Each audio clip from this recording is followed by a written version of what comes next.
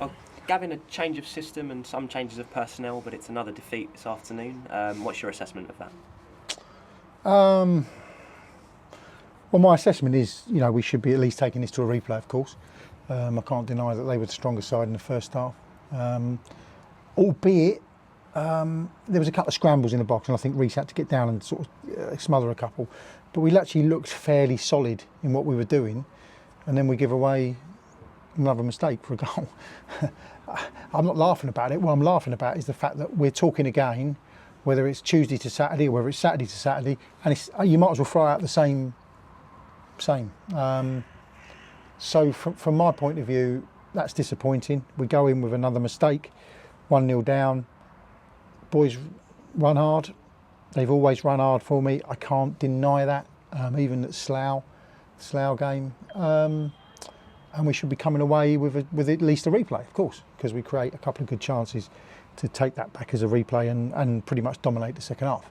Yeah, we were always susceptible on the counter, and as we saw in the last minute when Reece has had to pull off a save, but that's always going to happen in cup football because you chase the game, you change the system, you leave yourself a little bit wider open, and in pursuit of that goal, and hope that it comes off for you. But it hasn't quite again.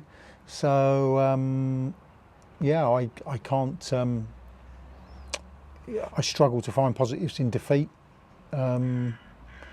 But there are positives because they run hard and they've created chances, and we're a bit scratched, a bit patched up, in respect of what we're doing today. So, but it's another loss, and I have to think carefully about that. Was it perhaps inevitable, given our lack of forward options, that we were going to be slightly blunt today?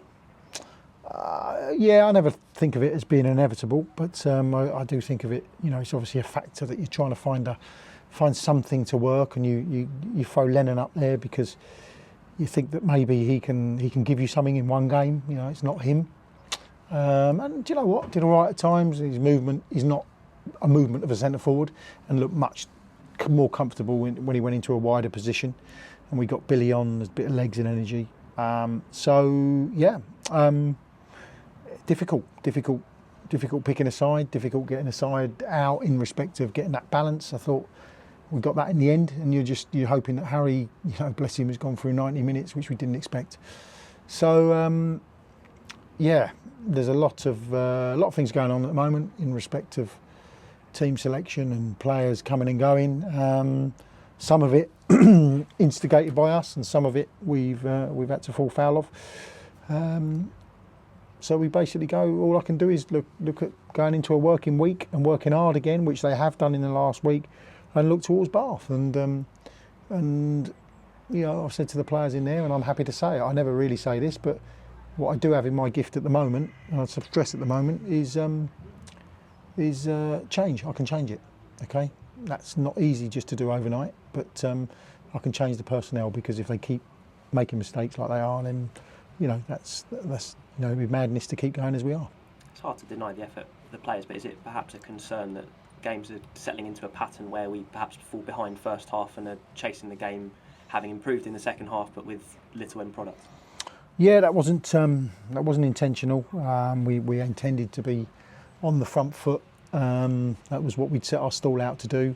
That didn't quite materialise because I didn't think we used the ball well enough into Harry, and you're almost asking him to go and play up against three aerially dominant centre backs who had a good measure in that respect. So that wasn't the intention. That wasn't what we worked on all week. And when you're not securing the ball up top, you find yourself camped in because you can't get yourself up, and it takes half time sometimes to actually talk about a few patterns and a few bits and pieces that you need to put right, and then you see a team more on the front foot, more higher up the pitch, and we start to get slight reward with that. But at the end of the day, we're out of the FA Cup, and that doesn't sit well. Among the few silver linings were a few returning faces. Jack Smith coming back into the fold, and Sam Young's making his 300th appearance for the club. Any comment on those two? Well, listen, Young, he's part of the furniture. It's a phenomenal achievement, and he more than played his part today. That's for sure. So, we must congratulate him on that, because there's not many people up and down the land that can say that they've made that amount of appearances for one club And Jack's obviously welcome back. He's been out. It was another blow in the late pre-season when you looked at Taylor and you looked at Marcus, and we were working off the back of Cassie and Manny in some respects.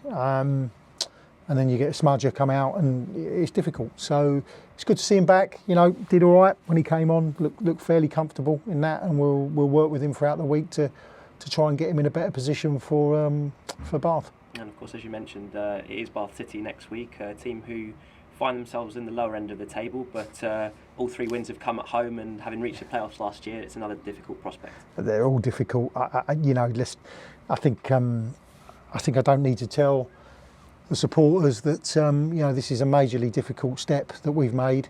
We lost key players in the summer, which has really hurt us, and we're trying to play patch up from that in a way. You can see the obvious differences in the levels, and we've got to respond to that, and very, very quickly, because at the moment our season has gone into a pattern. As you rightly say, Bath will be more than good enough to exploit the things that we're doing poorly at the moment. There's no question about that, especially away from home. So for mentioning, the fact that they're at the lower ends of the table or the, in the bottom half, has no consequence for me. I just think that this is an extremely difficult level. Someone said to me recently, this has gone up. The South has gone up. Measure, a good measure this season. So we've got to prepare. If I can get a few in this week, I will. It's not really how I work in respect of revolving door, but I can't look at it at the moment and think it doesn't need some change. And just finally on that note, on the recruitment front, obviously we've had Xavier Benjamin confirmed in the last 24 hours, defender. I suppose besides that, the needs will be to strengthen the spine of the team, but it can't help the situation we're in terms of recruitment and getting faces through the door. No, look, obviously the forward situation is pretty sparse at the moment. Harry's also getting up to speed, so we weren't bringing him in thinking he was going to hit the ground running.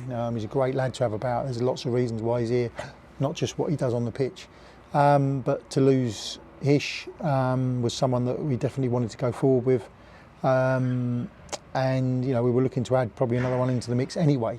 So Bex is around. He's not made himself available today, and he would have played without a shadow of a doubt. So we need to address that pretty quickly.